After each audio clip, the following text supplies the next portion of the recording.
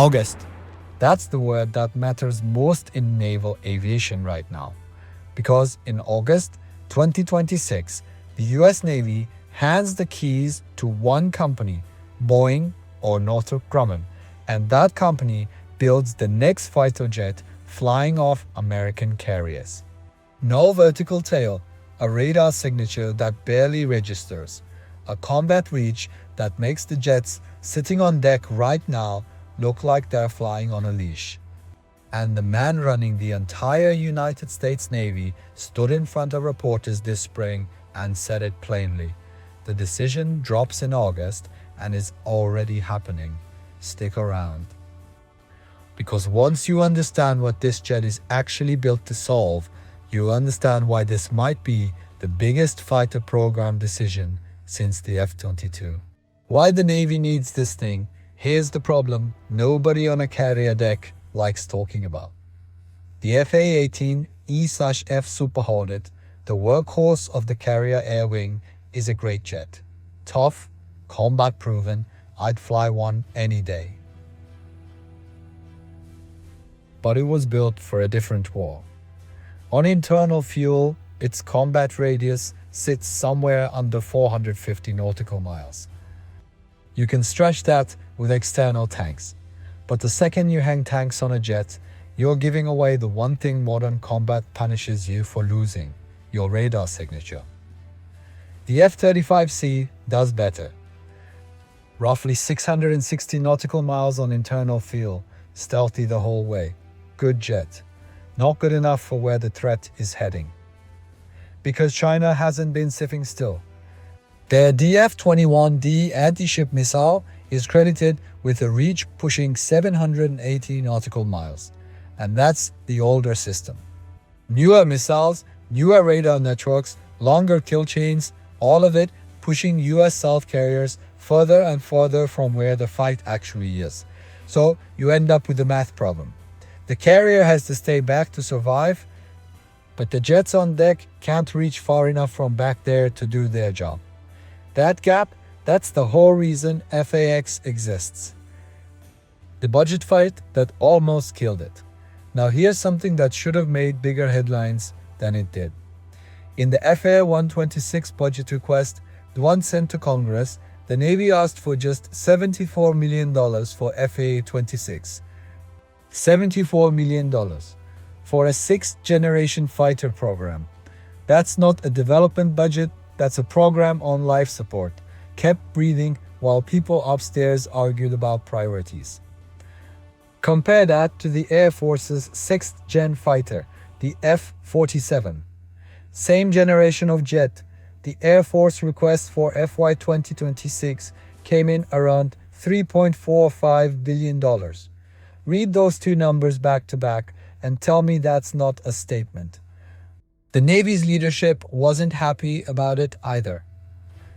Chief of Naval Operations Admiral Darrell Caudle had been telling anyone who'd listen that this program wasn't optional, that the threat picture in the Pacific wasn't going to wait around for Washington to sort out its budget priorities.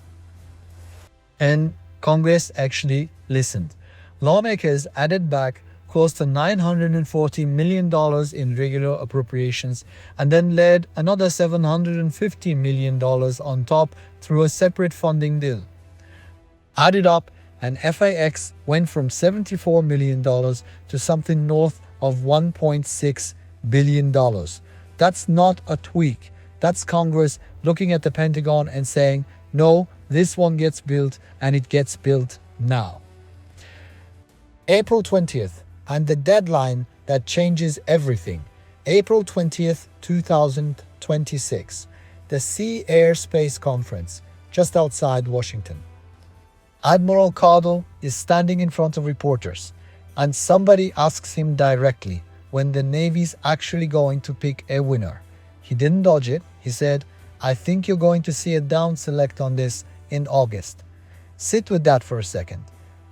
As you're watching this, the most consequential fighter contract decision in a generation is weeks away from being signed. Two companies are left standing. Boeing, the same company building the Air Force's F-47, and Northrop Grumman, the company behind the B-2 Spirit and the B-21 Raider, arguably the two stealthiest aircraft humans have ever built. Lockheed Martin, maker of the F-35, has reportedly been cut from this one entirely. Two-horse race. Whoever wins doesn't just win a contract, they become the company building America's carrier fighter for the next 30, maybe 40 years. And here's the detail that tells you everything about how high the stakes are.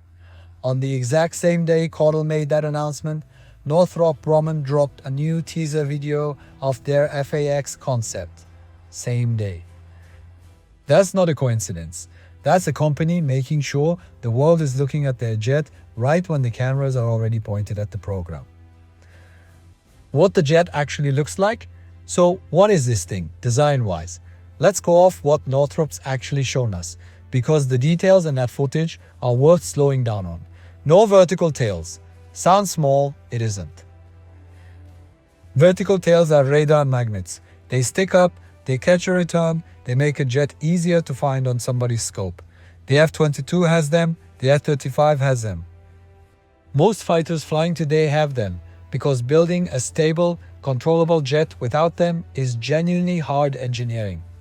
The Northrop concept skips them entirely. What you're left with looking at the renderings is a blended wing body, fuselage and wing flowing into each other instead of meeting at a hard edge. The same shaping language used on the B-2 and the B-21. Intakes sit high, tucked behind the cockpit, shielding the engine face, which, for the record, is one of the biggest single radar return sources on any conventional fighter. Folding wings, twin-wheel nose gear, a catapult launch bar, all the unglamorous hardware that says this thing actually has to survive a catapult shot and an arrested landing, not just look good in a render. Boeing's side of this has stayed a lot quieter. Partial shapes, hints, nothing close to what Northrop's shown publicly. Which tells you something too. Different companies, different bets on how much to reveal before the contract's even signed. The range problem solved. Back to that range gap I mentioned earlier, because this is really the whole point of the airplane. Reporting on the program's requirements has suggested the Navy wants something on the order of 25% more reach than the F-35C, which, doing the math off that 660 nautical mile baseline, lands somewhere around 830, maybe a bit north of that. Now, hold on to something here. These requirements have shifted before, and they could shift again before a contract's even inked. But even at that number, you're talking about a jet that can sit further back from the threat and still put ordnance on target. That matters enormously in a Pacific scenario. China spent 2 decades building exactly the kind of long-range missile and radar network meant to push US South carriers out past where their jets can reach. More range on the jet means the carrier doesn't have to play that game on China's terms anymore. It's the difference between a carrier strike group that has to retreat to stay safe and one that can stay further out and still throw a punch. AI, drones, and a different kind of cockpit. 6th generation isn't only about stealth shaping and fuel fraction. It's about what's happening behind the glass. FAXX is reportedly being designed from the ground up to work with what the Navy calls collaborative combat aircraft. Unmanned drones flying alongside the manned jet, extending its sensors and its weapons reach without putting another pilot in harm's way. The motto people use to describe this is man on the loop. The pilot isn't flying 4 jets by hand. He's setting the mission, making the calls that matter, and letting onboard systems handle the sensor fusion, the threat sorting, the moment-to-moment workload that used to eat up a pilot's entire attention. For an adversary, that's a genuinely harder problem than just outrunning or outstealing one airplane. You're not fighting a fighter anymore. You're fighting a fighter and however many drones it's quarterbacking. Boeing versus Northrop. So who actually wins this? Boeing's resume here is long. They built the Super Hornet that's still flying off carriers today, and they are already the prime contractor on the Air Force's F-47. If they win FAXX too, one company is building both of America's sixth-generation fighters at the same time. That's an enormous amount of trust in one contractor. Northrop's case is different. They've shown more of the hand visually, and their pedigree on low observable shaping is about as deep as it gets in this industry. B-2, B-21, decades of nothing but stealth institutional knowledge. But this decision isn't getting made off pretty renderings, cost, schedule, technical maturity, and whether the design can actually survive what carrier aviation does to an airframe. Salt water, humidity, the violence of an arrested landing, day after day, year after year. That's the real scoring sheet in August. Even the Marines want one. If you think this is purely a Navy story, here's a wrinkle. The Marine Corps' 2026 aviation plan included, for the first time, language about a sixth-generation fighter of their own. Lieutenant General William Swan, the Marine Corps' Deputy Commandant for Aviation, has said the quiet part out loud, that whatever the Marines eventually feed will probably look a lot more like what the Navy is doing, since Marine jets fly off the same carriers, and the Corps sits under the Department of the Navy.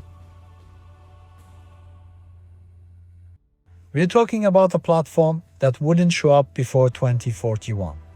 And Swan's been clear it's meant to complement the F-35 fleet, not replace it, and probably won't try to match the Air Force's high-end performance bar. But the fact that this is even on paper this early tells you something. The Marines are watching FAXX and already planning to follow wherever it lands. Why this can't wait?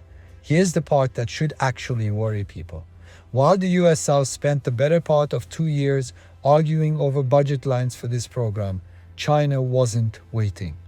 Chengdu's J-36, the bigger, three-engine design built for long-range air dominance, has been in active flight testing since December 2024.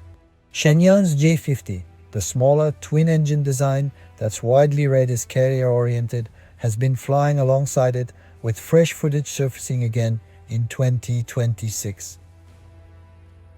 Meanwhile, the Air Force's F-47, America's other sixth-generation fighter, hasn't flown yet. First flight isn't expected until 2028.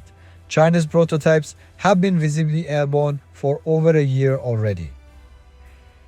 That gap in visible progress is exactly why FAXT matters right now and not 5 years from now. The world the Super Hornet was built for doesn't exist anymore, and the Navy doesn't get the luxury of pretending otherwise. That's where this stands. A program that nearly got starved out at $74 million, saved by Congress, pushed past $1.6 billion, and now sitting weeks away from a decision that'll shape US South Naval Aviation for the next 4 decades. FAXX isn't just another fighter jet program. It's the Navy's answer to a question it's been avoiding for 20 years. How do you fight from a carrier when the other side keeps pushing you further out to sea? August is when we find out who builds it, and when that contract gets signed, we'll be right here covering every detail that comes out of it. If this kept you watching this long, you know what to do. Like it, subscribe, and hit the bell. Until the next time, clear skies.